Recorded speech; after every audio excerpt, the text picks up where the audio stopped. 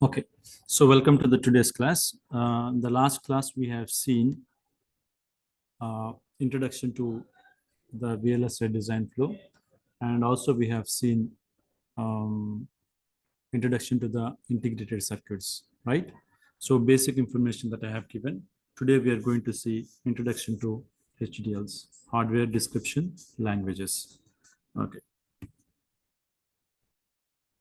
So this is my lecture plan. So I'm going to talk about the importance of HDLs and the introduction to Verilog HDL. Exclusively, we talk about the Verilog HDL. So what is HDL and why we need to talk about the HDL? Okay. HDL stands for Hardware Description Language. It is just like a conventional programming language like C, C++, but it has got different difference in it or uniqueness when compared to the conventional languages. What are those? We will see now. The first one is a technology independent. Okay. That means generally where we are using the HDL programming in our VLSI design flow, we have seen where we have used the HDL programming. So after the specifications, immediate task, or generally we go for once we have architecture is designed, okay, so and so blocks will be there in a particular design. We normally go for RTL coding.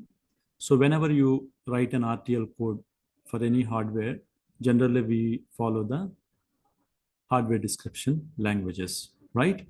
Okay, so in that place we are using the HDLs, right?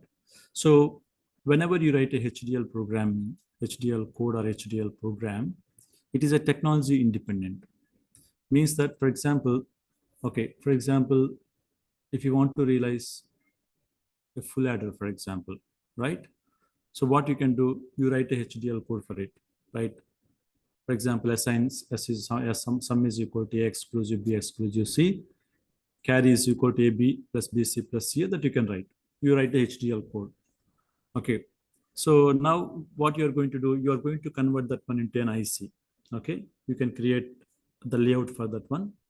But layout you have to define with respect to the technology. Okay. That means, first of all, whatever the code that you write here, the textual information that will be converted into a layer information at the end, right? So we are going to use the different kind of layers and connect one layer to another layer, something like this we do. That is called tape out. So, but whenever you create a tape out for any particular design, you should mention the technology library. Whether you want to design this full adder in 180 nanometer technology or 90 nanometer technology, 65 nanometer technology, so on and so forth, right? Okay. Therefore, whenever you are describing some hardware, we don't need to worry about the technology library. Just straight away, we can write the HDL coding. Straight away, you can write the HDL coding. So here, from synthesis tool onwards, logic synthesis tool onwards, it will depending upon the technology library.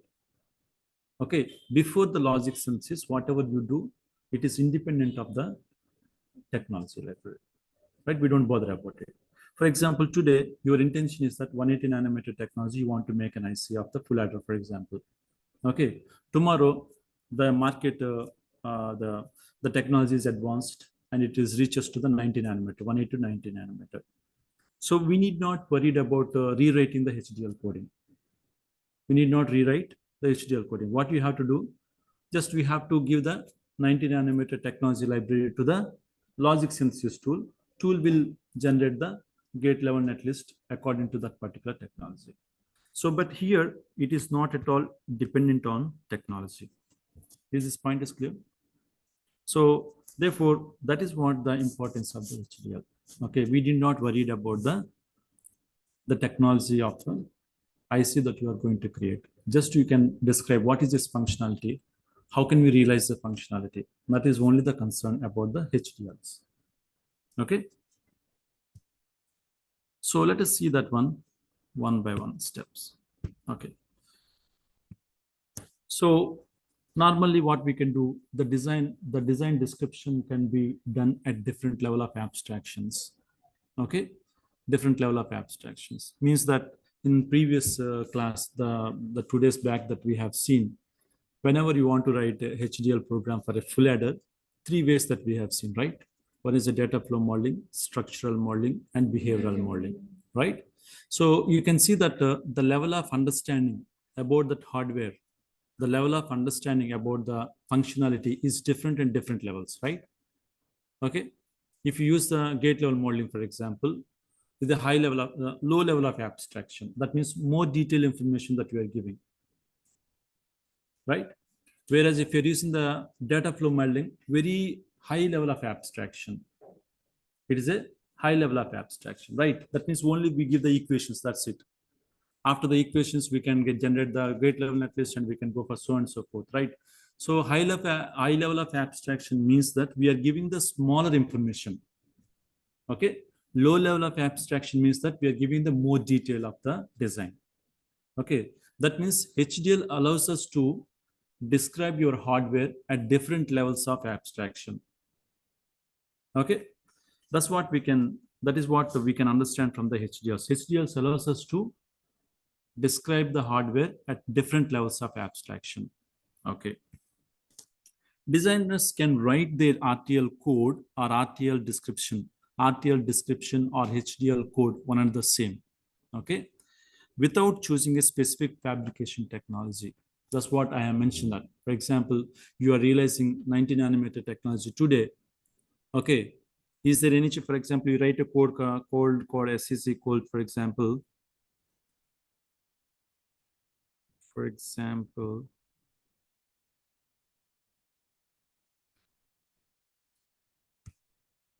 example, S is equal to A XOR B. C is equal to A and B that you have written. One VHD Verilog code that you have written. Okay. You want to make this IC on 90 nanometer technology. Is there any way to that this description is depending on this technology? No, it's not there. For example, if you want to realize this one in 65 nanometer technology, is there any change in the HDL coding? No, there won't be any kind of change in this one. Okay, so that's the reason why. So the designers need not worried about, RTL designers need not worried about what kind of technology they're using to fabricate that IC. Their focus is only the functionality. Okay, so therefore we are going to consider only it is actually without specifying any fabrication technology, we are able to write the HDL coding. Okay, right.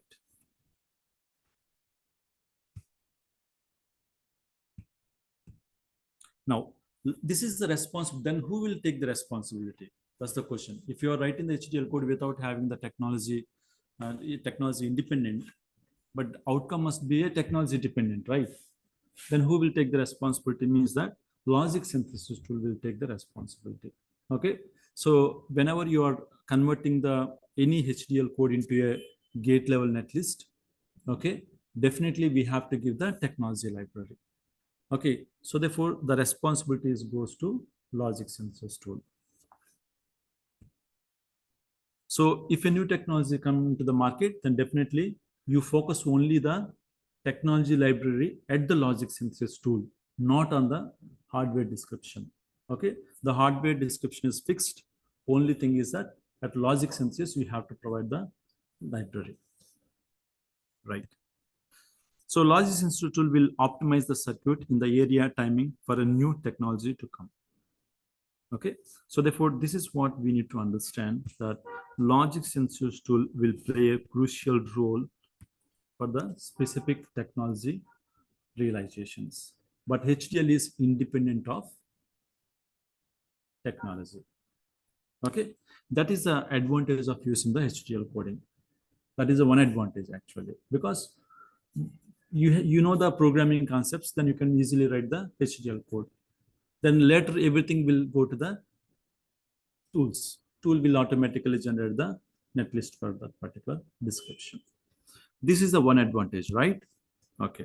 Let's take another. What is the another difference? What is the advantage of this particular? Let us see. Functional verification is another important thing. Okay, why we need to do the functional verification? In order to check the correctness of the design, right? Whenever you describe something, okay, that must be verified. So how do we verify that one? By applying the input signals and get the output signals. That means you describe the first thing and apply the stimulus to that one and verify whether the output is generated according to your specifications or not, right? So that is one we have to see. By describing the designs in HDLs, functional verification of the design can be done early in the design lifestyle. Okay, for example, you have not tested anything. For example, if you go to the lab, for example, if I ask you to verify the functionality of the full adder, okay, if you cannot go directly to the lab and take the component, fix it, and then verify the functionality. It won't work actually. First, what you have to do, first of all, you have to write HDL code and verify it in the simulation. Once it is done, then you go to the lab and do that one. Or otherwise, just conventionally, I can say that if you ask you to verify the full adder, for example, you take the pen and paper and write the Boolean equations, and then you get the from the truth table, you get the Boolean equations, and then take the what are the components are required. Once you are satisfied that hardware, then you'll go to the lab and according to the prototype that you can fix that one, right? So similarly here, it is a simple circuit, so okay, pen and paper work is okay, fine. But it's a larger circuits, for example, complicated circuit, for example. Then what we have to do? We have to use the CAD tools, computer-aided design tools like the Xilinx or maybe Model Sim, whatever it may be. Okay, we write HDL code first. We verify the HDL code first. Then we have to go and build that one. Okay, if something went wrong in design, for example, you are thinking that sum is equal to the carry and sum is so and so value, but unfortunately you have written the HDL code, you are not getting that value, for example. You can rewrite the HDL code. Am I right or not? So that's what we have to do. If we do that one, then we came to know that one, okay, as many times as possible, we can remodify our code. Okay, so before going to actually building the hardware.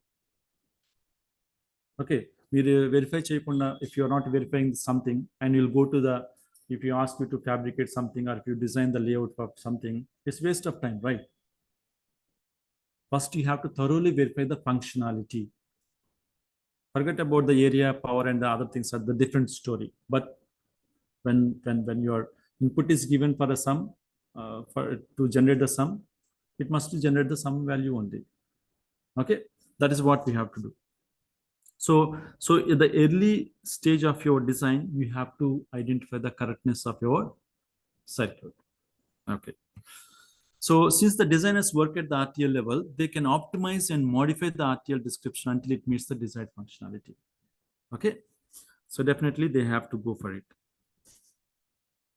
Most design bugs are eliminated at this point of time. Okay. So without verifying the functionality of the circuit at the RTL level, okay, it is meaningless to go for the logic synthesis and it's meaningless to go for the any other thing. So you can go for it, but what is the problem? Your time is wasted. Nobody recognizes that one, right? Yeah. So therefore, at the early stage of your logical synthesis, you have to verify the correctness of the hardware with the help of HDLs. Okay, how do we verify the correctness of the HDL? By writing the test bench for that one. Okay, you write HDL code and write the test bench and then verify the functionality. Okay, yeah, that is the thing that we have to notice. Okay, therefore, what is the advantage of HDL means that what? Another thing is that you can verify your functionality, you verify your design, okay, by using the same HDL program. Generally, for designing purpose, what you are using, for describing purpose, what you are using, HDL program, right? For verifying that one also, we are writing the HDL code only. That is called test bench. Yeah. So therefore, the HDL is purpose of designing purpose as well as verification purposes, right? The next one is, it is just like a conventional programming language. If you know any one of the programming language like C or C++, for example, then it's easy to understand this one. Okay, so what is the one advantage of using this one? By using the conventional, it is analogous to the conventional means what? For example, whenever you have a logic, you write it in the form of a textual information, right? Am I right or not? Yes. Okay. So you write a textual information. Okay. So why can't you do it in the schematic one? For example, if you ask to draw the NAND gate, so for example, full adder. Okay, I have a tools in my hand. Okay, spice tools, for example. I can take gate symbols of the schematic capture that I can do it. Am I right or not? That is option is there. But why we are going for the programming languages?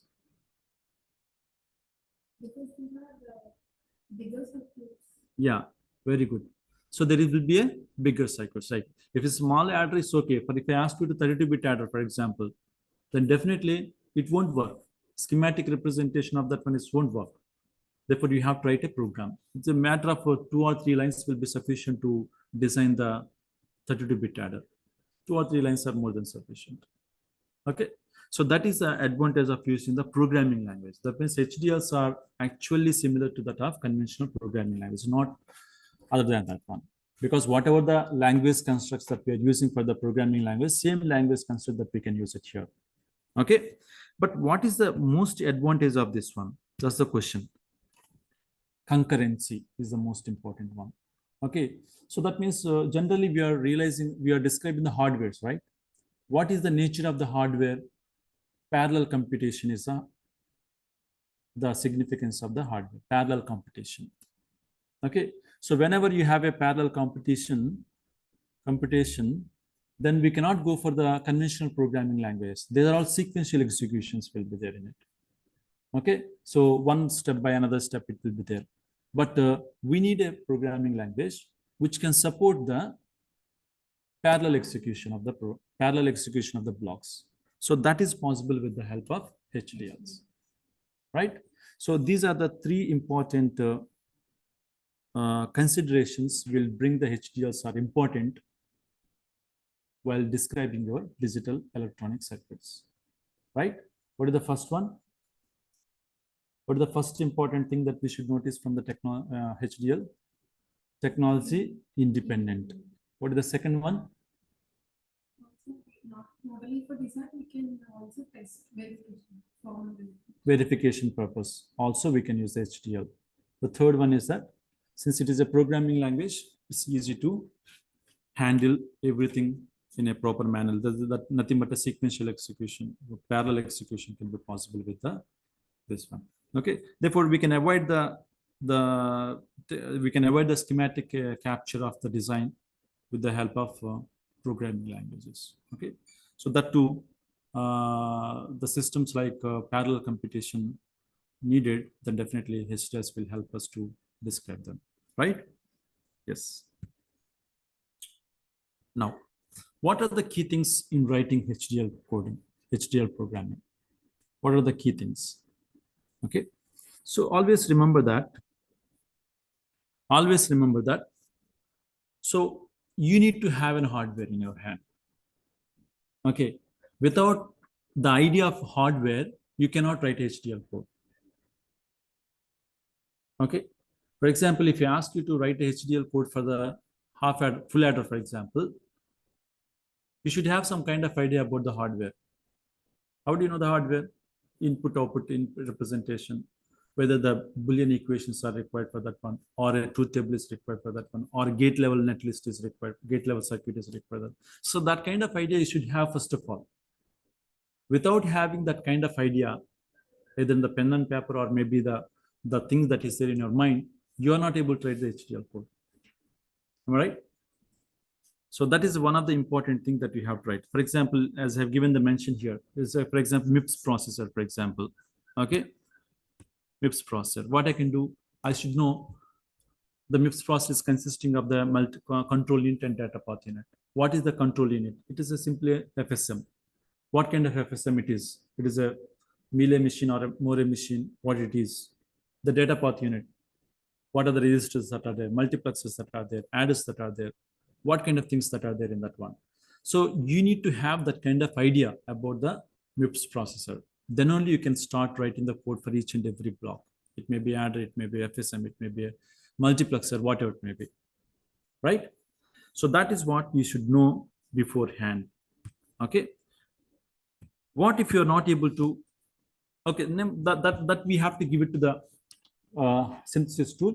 Synthesis tool will generate the hardware for you. Okay.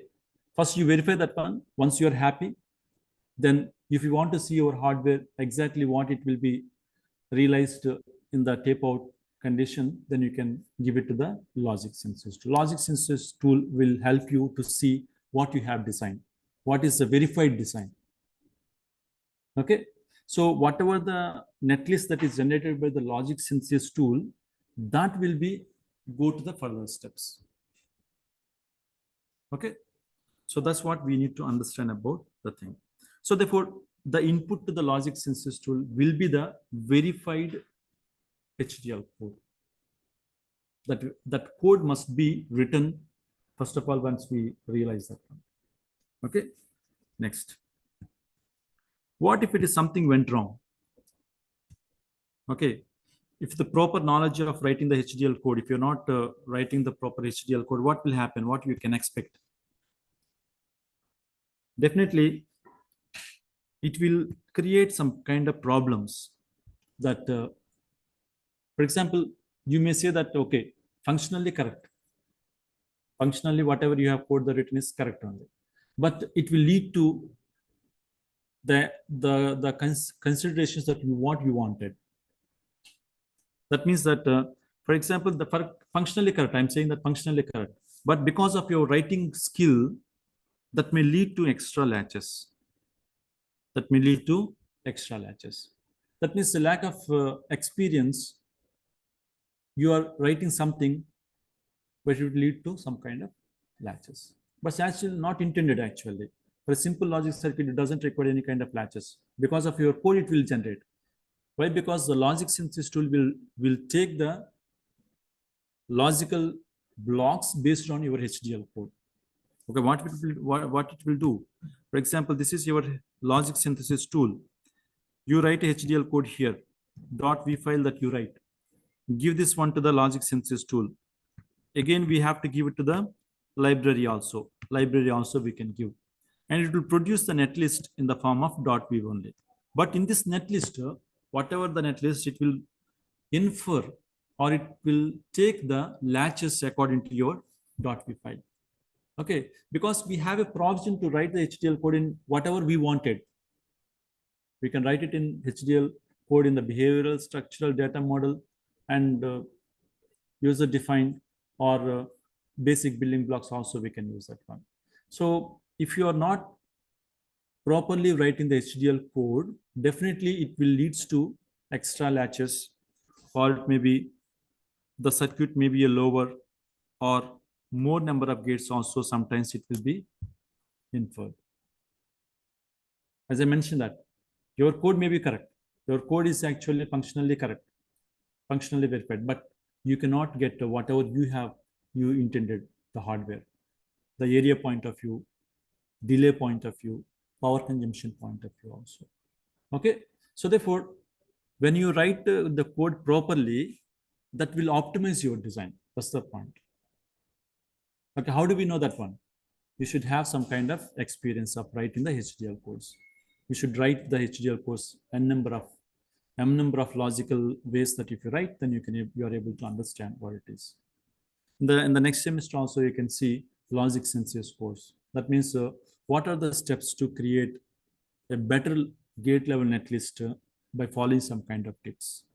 Okay, some kind of guidelines we have to follow. Then only you will get the required gate level netlist. Otherwise, you are not able to get that one. Otherwise, it leads to the slower circuit and more number of gates, and area will be increases. In this case, area will be increases. In this case, the delay will be affected. Okay, the power consumption also will be affected based on this one, right? So whenever you write HDL code, you should have some kind of idea, and we have to follow whether this is synthesizable or not. Okay, by following some guidelines. Okay, so but what kind of circuit what we write, how we write this one is not how we can write the HDL code in our class, but we don't give you the thing that okay, this leads to synthesis or not. Is it helpful to get the less number of gates or less number of avoiding the latches, unwanted latches, or the faster cycle. We don't focus on that one. Just I'll give the hardware, we can write the HDL code. So how to write the HDL code is only the concern in this class, right? So that is the concept of the coming classes.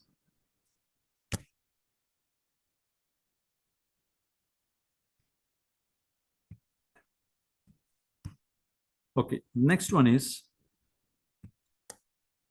now. So in the market, we have different kinds of HDLs are available. Hardware description languages are available. Most importantly, we focus on Verilog HDL because it has a lot of advantage when compared to any other programming languages, HDL programs. We have a VHDL is also there, ABEL is also there, like system Verilog is also there. But before the system Verilog, we have a Verilog HDL is available. Okay. So look at this one. Verilog HDL has evolved as a standard hardware description language. Okay. Please look at this one. If somebody asks you, what is the standard HDL programming? It's evolved as a standard HDL programming language. If you ask anybody how to write what kind of HDL that you're using, majority of the people, 73% of the people will write, the HDL programming is nothing but Verilog HDL only. Okay. So the thing is that very simple, very easy compared to the other HDL programming languages. That's one thing. The second thing is that, so the outcome of the logic synthesis always the gate level netlist in Verilog, from the Verilog only. Whether you can give the VHDL, whether you can give system Verilog, or whether you give the Verilog itself, whether you give the ABEL HDL programming, whatever you give, what is the outcome? Verilog gate level netlist. Verilog gate level netlist. Therefore, why should I learn another language than that of this one? Okay. So I'll give, for example, if this is a logic synthesis tool, for example, I'll write the HDL code in .v file only, but I'll write this .v file with the help of behavioral modeling. Behavioral modeling is a very, very high level of abstraction. It will give you, we are writing this one very high level of abstraction. If this is the input, this should be the output. Okay. We don't bother about what is the internal circuitry and everything, right? So therefore, we write the behavioral modeling. So the logic synthesis tool will generate the .v file only, but in the gate level circuit, gate level netlist, it will provide. Most of the cases is a gate level netlist. Are you getting the point? So therefore, I don't need not worried about learn any other programming language. Okay. Now, so the Verilog was developed by Gate Design Automation as a proprietary language. Okay. So they have designed this Verilog programming as a proprietary language for their own purpose. Then in the year 1984. Later, this is acquired by the Cadence and make them as an open source. Okay. So proprietary means that the language is not possible to use publicly. Okay. So the proprietary means that they're exclusive to that particular organization. But Cadence has given this one to free to use everyone. Therefore, we can write HDL code. We can simulate whenever you have a simulator, you can simulate it. It's not a problem at all. It's an open source now. Okay. So therefore, in the year 1989, they have acquired by the Cadence and then made it as an open source. Okay. And it is standardized in the year 1995 once and then 2001 the next. Okay. That means IEEE standardized one. That means IEEE standardized means whenever they are doing something, they have to follow the same. For example, somebody creating some kind of peripheral devices. Okay. And if they want to use this language, they have to use the same language constructs only. If they want to write IPs for that one, they have to use the same kind of language constructs only. They cannot go beyond that one. Okay, that is standardized by the IEEE. Okay, 2 times that is standardized. 2005 one is actually finalized. Finally, it is standardized. Later in 2005, there is a minor changes they have done in the Verilog. Okay, and they have come up with the one interesting language called System Verilog. It is called System Verilog. Okay. because people will identify that there is some kind of ambiguity, little bit ambiguity in Verilog programming, exclusively for behavioral modeling like registers, something like that. They have released, they have violated that one. They have removed that one, and they have come with a new language called System Verilog. It is exactly same as that of Verilog only. Okay, but very few things will be modified. Okay, that is also standardized in 2009. And now what they are doing here is, initially people were used to design your design any one of the circuit. For example, they used the Verilog. Okay, and they want to test this one. For that one also they are using the Verilog. But as the complexity is increasing, verifying the functionality is becoming very, very problematic. For example, if you want to verify a full adder, for example, how many inputs I should apply? How many combinations that I should apply? 8 combinations I should apply. If I give the 8 combinations, is that the full adder is completely tested? That's fine. Okay, as according to our understanding, 8 combinations are there. 8 combinations we have given, so okay, verified. For each and every possible combination, we verified. For example, it's a 64-bit, for example. Then is it possible by using the Verilog test bench to verify all the correctness of that one? Definitely, it's impossible. That means we have to apply 2062 power 64 combinations I should apply and verify the correctness of this one.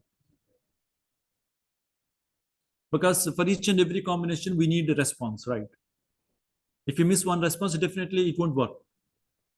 Okay, for you, as a designer, you can satisfy, but if you give the customer, then definitely they will be feel very bad about that one, because which condition that will fail, we don't know, because we have not tested 2 power 64. Therefore, they have come with another approach for verification, that is called System Verilog. So the System Verilog is mainly meant for verifying the functionality for all possible combinations, right? Okay, so therefore it is possible with the System Verilog very easily that we can test our circuit very effectively. But nowadays what they are going to do, so instead of writing the design purpose, people are using Verilog. For testing purpose, verification purpose, not testing, verification purpose, people are using the System Verilog. Why can't we use design for the Verilog and verification for the Verilog, System Verilog? Therefore, for the designing, people are using the System Verilog. For verification also, people are using System Verilog nowadays. But what is the prerequisite for the System Verilog? Definitely, we should have a Verilog program. Okay, so therefore, that is the important. That is why we need to always learn about the System Verilog programming, right? Right.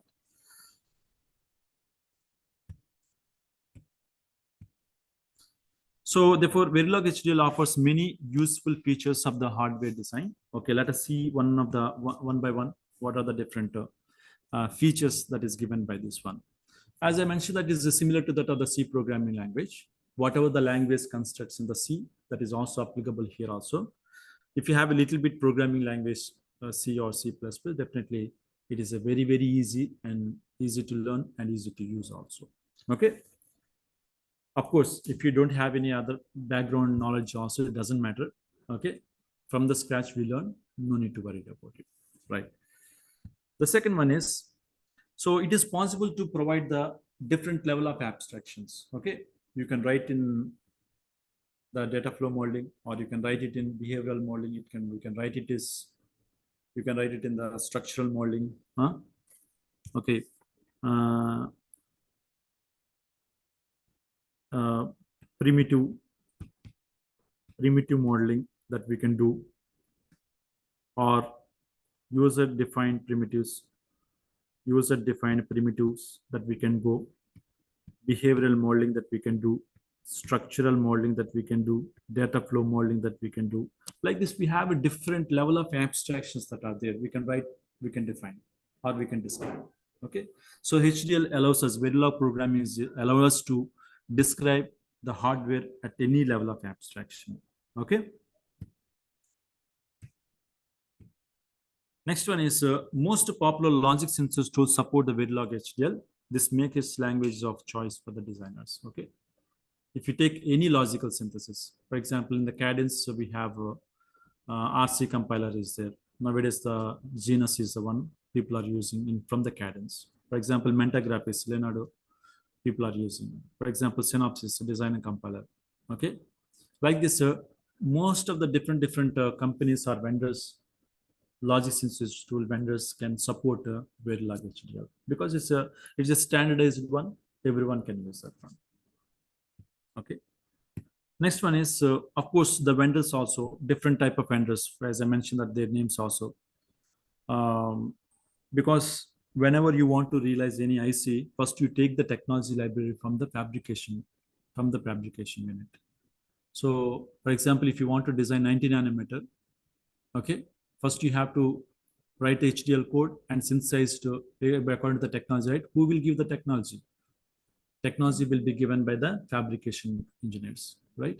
So they will give, and accordingly so most of the fabrication units will give the libraries in form of Verilog. Okay, so the Verilog, in the Verilog format only they will give, therefore you can use it very easily to realize the hardwares.